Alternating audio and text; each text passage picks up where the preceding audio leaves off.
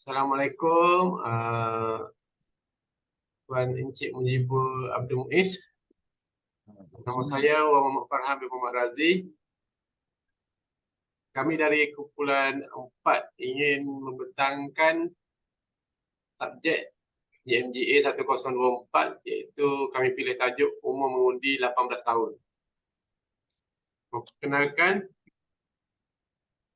ahli-ahli kumpulan saya. Yang pertama, Amizat Amini Hassan.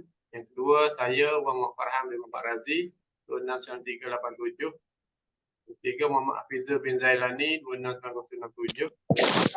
Muhammad Syafiq Afnan bin Muhammad, 26124. Dan Ahmad Asfar bin Zulkifli, 8983. Mula kita pergi pada pengenalan.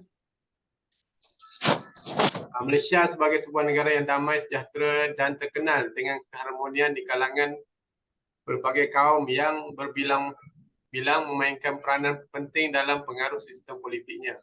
Hal ini menjadikan Malaysia dihormati dan dikenali di seluruh dunia melalui corak unik dalam pentadbiran dan pemerintahan. Sistem politik yang diamalkan di Malaysia adalah sistem berparlimen, di mana parlimen merupakan institusi perundangan tertinggi yang merumuskan undang-undang untuk pengetahuan umum. Parlimen Malaysia terdiri dari Seri Paduka Baginda yang di-Pertuan Agong, Dewan Negara, Dewan Rakyat. Persidangan pertama Dewan Rakyat bermula pada 11 September 1959. Secara asasnya, Malaysia mengamalkan pengasingan kuasa seperti yang diilhamkan oleh Westminster sebagai sebuah negara demokrasi berparlimen atau kerajaan berparlimen. Walau bagaimanapun, terdapat beberapa perubahan dalam sistem ini sejak negara merdeka. Kerana Malaysia merupakan sebuah bekas jajahan Britain sebelum mencapai kemerdekaan pada tahun 1957. Penjelasan ini mencerminkan mengapa perlembagaan dan undang-undang negara kita mengambil berat pada common law Inggeris dengan penyesuaian tertentu untuk menyesuaikan sistem ini. Demokrasi merujuk kepada sistem pemerintahan yang berbasikkan kuasa rakyat, di mana pemerintahan dilakukan oleh wakil-wakil yang dipilih oleh rakyat melalui pilihan raya. Wakil yang mendapat sokongan atau erti kata lain, terpilih akan berfungsi sebagai pemimpin dan perwakilan rakyat untuk mentadbir negara. Ini berbeza daripada beberapa negara ASEAN yang mengamalkan sistem presiden seperti Indonesia, Brunei, Myanmar, Darussalam dan Filipina.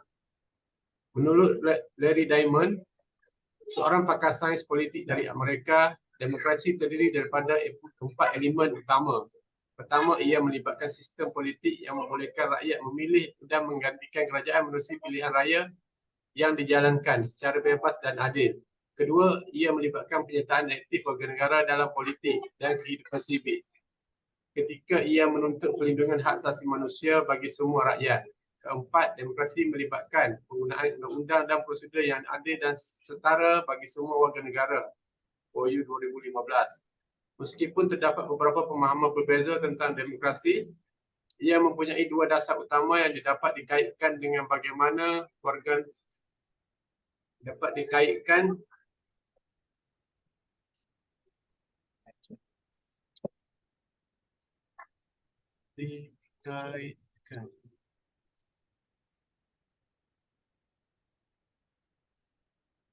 yang terlibat secara aktif dalam membuat keputusan politik.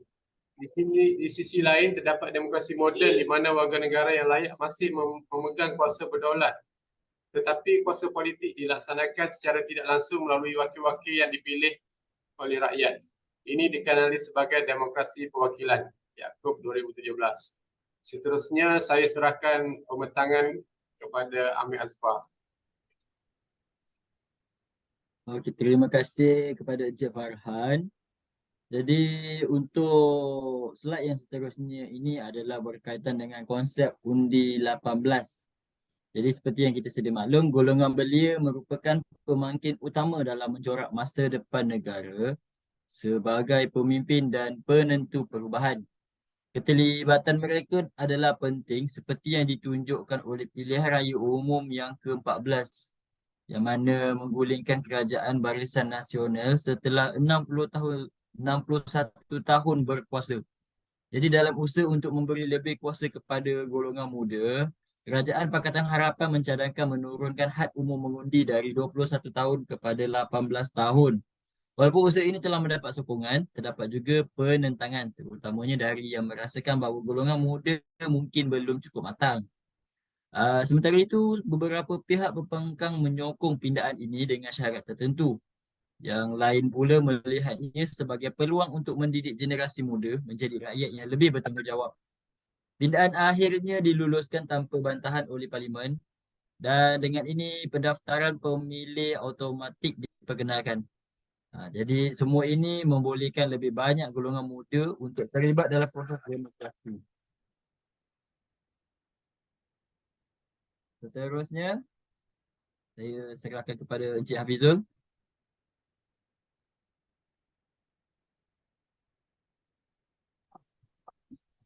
Assalamualaikum warahmatullahi wabarakatuh.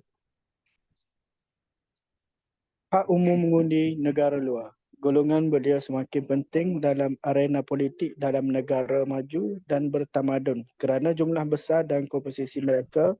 Banyak negara termasuk Malaysia telah mengkaji semula hak umum untuk kategori belia. Membenarkannya mendaftar sebagai pengundi, namun penyelidikan menunjukkan bahawa walaupun usaha ini penglibatan belia dalam politik dan pengundian semakin merosot sejak awal tahun 1990-an. Beberapa negara telah menurunkan hak umur mengundi kepada usia 16 tahun, termasuk Austria, Australia, Scotland, Norway, Germany, Jepun, Brazil, Malta, Amerika Syarikat, Bosnia dan United Kingdom. Meskipun demikian, 90% negara di seluruh dunia masih mengekalkan hak umur mengundi pada usia 18 tahun. Di ASEAN, hanya Singapura yang masih mempunyai hak umur mengundi pada usia 21 tahun.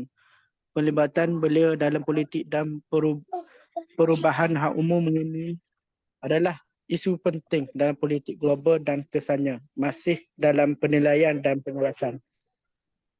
Terima kasih.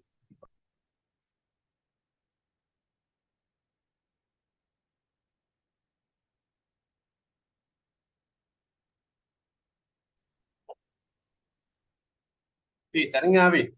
Fi, mic tak buka. Okey, terima kasih Cik Farhan. Terima kasih Encik Hafizul. Saya Muhammad Syafiq Afnan bin Osman, nombor matrik 269124. Okey, di sini kita boleh lihat implikasi terhadap undi 18.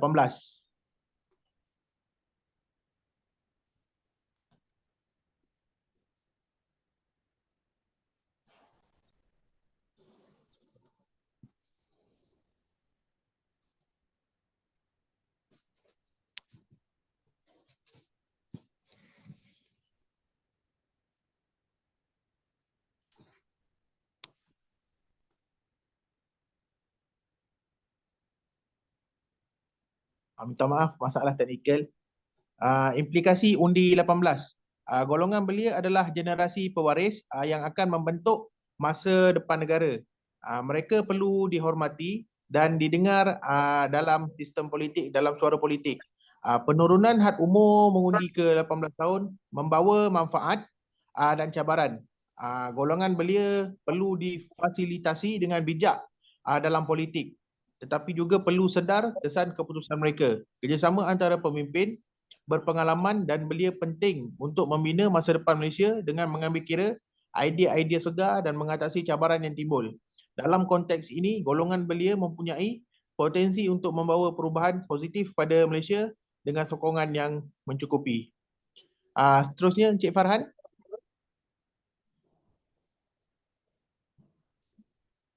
Okey. Untuk ini saya serahkan kepada Encik Am. Terima kasih, Encik Farhan. Amizat. Tuan Amizat. Wan Amizat, Encik Wan Amizat Amini.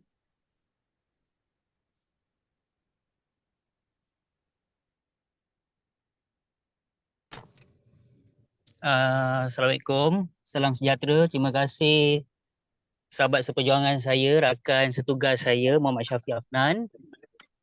Okey, untuk kesimpulan, rangkuman daripada pembentangan di atas ini,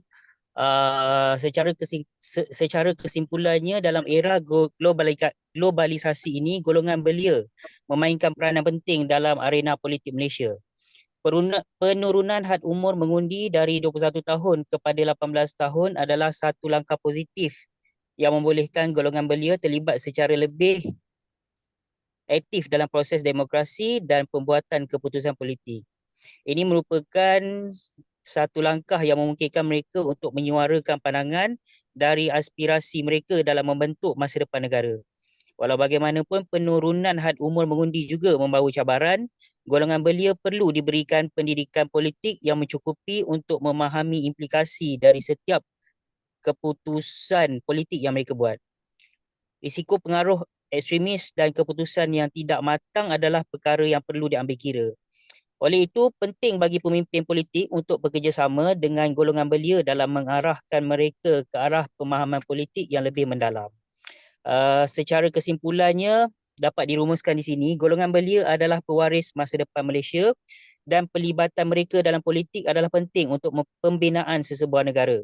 Dengan sokongan yang tepat dan pemahaman yang baik, golongan belia memiliki potensi untuk membawa perubahan positif sekaligus membantu Malaysia mencapai kemajuan yang lebih besar. Oleh itu, kerjasama antara generasi muda dan pemimpin politik yang berpengalaman adalah kunci ke arah masa depan yang lebih cerah bagi Malaysia. Okey, sekian, terima kasih untuk keseluruhan pembentangan dari kumpulan saya pada malam ini.